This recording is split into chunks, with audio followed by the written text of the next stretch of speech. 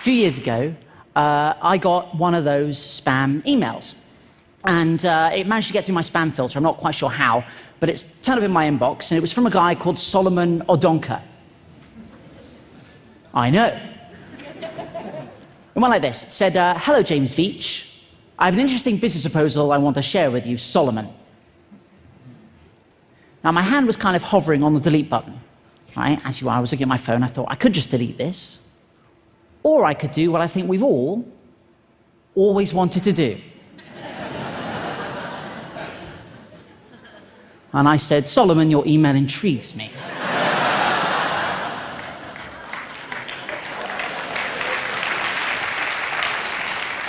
And the game was afoot. He said, Dear James Veitch, we shall be shipping gold to you. You will earn 10% of any gold you distribute. So I knew I was dealing with a professional.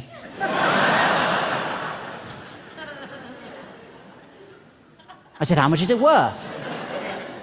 He said, we will start with a smaller quantity. I was like, ah. And then he said, of 25 kilograms. The worth should be about 2.5 million. I said, Solomon, if we're going to do it, let's go big.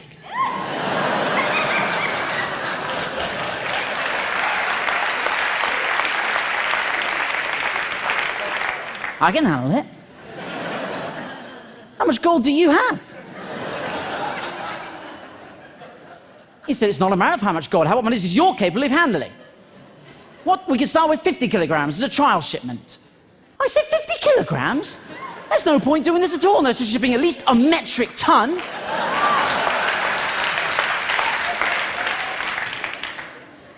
So what do you do for a living? I said, I'm a hedge fund executive bank manager.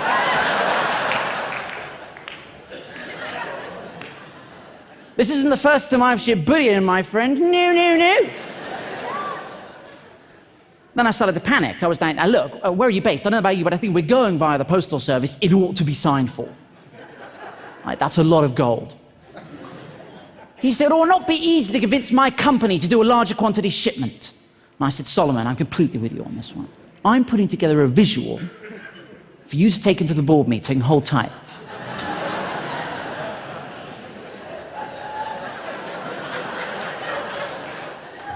This is what I sent Solomon.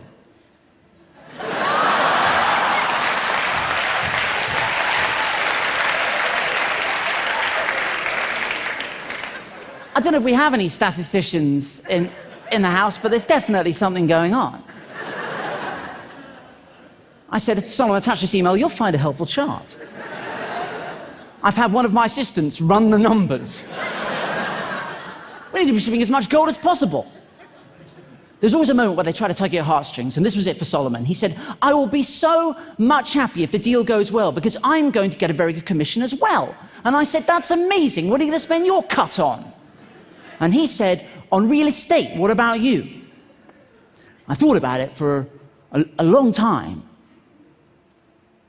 And I said one word. Hummus.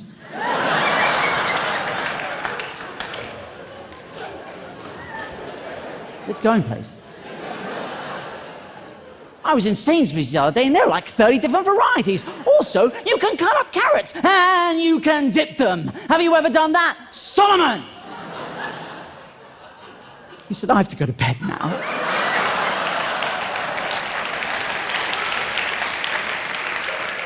Till tomorrow. Have sweet dreams. I didn't know what to say. I said, bonsoir, my golden nugget, bonsoir. Guys, you have to understand, this has been going for like weeks, albeit hitherto the greatest weeks of my life, but I had to knock it on the head. It was getting a bit out of hand. Friends were saying to me, James, do you want to come out for a drink? I was like, I can't, mate, I'm expecting an email about some gold. You know? So I figured I had to knock it on the head. I had to take it to a ridiculous conclusion. So I thought I concocted a plan. I said, look, Solomon, I'm concerned about security. When we email each other, we need to use a code. And he agreed. And I said, Solomon, I spent all night coming up with this code. We need to use it in all further correspondence. Lawyer. Gummy bear. Bank, cream egg. Legal, fizzy cola bottle, claim peanut M&Ms, documents, jelly beans, Western Union. Guys, a giant gummy lizard. I knew these were all words they use, right? I said, please call me Kit Kat and all further correspondence.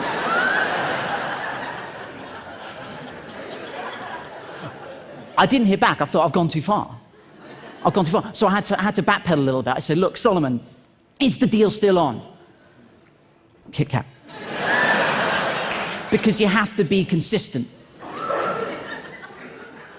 Then I did get an email back from him. He said, the business is on, I'm trying, blah, blah, blah, blah, blah. I said, dude, you have to use the code.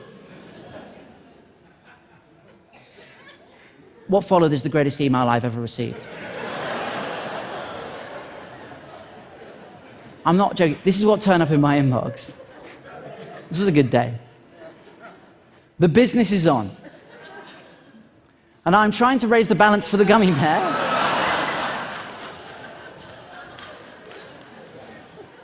So he can submit all the needed fizzy cola bottle jelly beans to the cream egg for the peanut M&Ms process to start. Send £1,500 via a giant gummy lizard.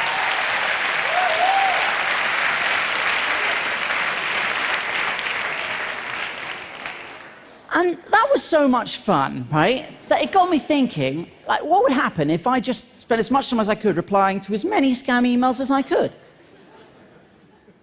And that's what I've been doing for 3 years on your behalf. Yeah. Let me tell you, crazy stuff happens when you start replying to scam emails. It's really difficult, and I highly recommend we do. I don't think what I'm doing is mean, right?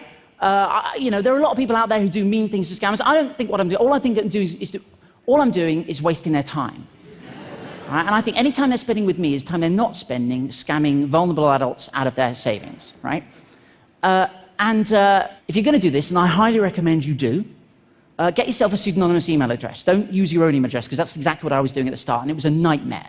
Because, you know, I'd wake up in the morning and have like 1,000 emails about penis enlargements, you know, only one of which was a legitimate response to a medical question. But I tell you what, though, guys, I tell you what, any day is a good day. Any day is a good day if you receive an email that begins like this. I am Winnie Mandela, the second wife of Nelson Mandela, the former South African president. I was like, oh, that Winnie Mandela. I know so many.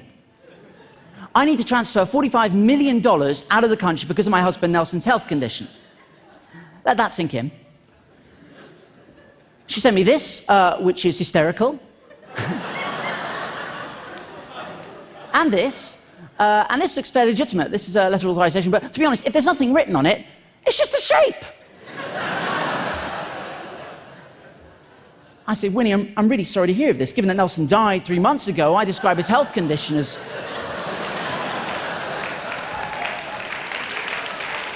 That's the worst health condition you can have, not being alive. She said, kindly comply with my banker's instructions. One love. I said, of course, no woman, no cry.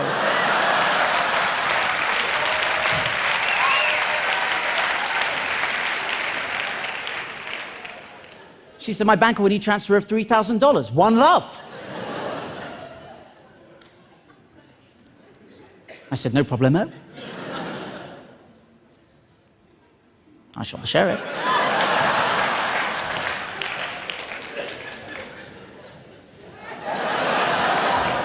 Thank you.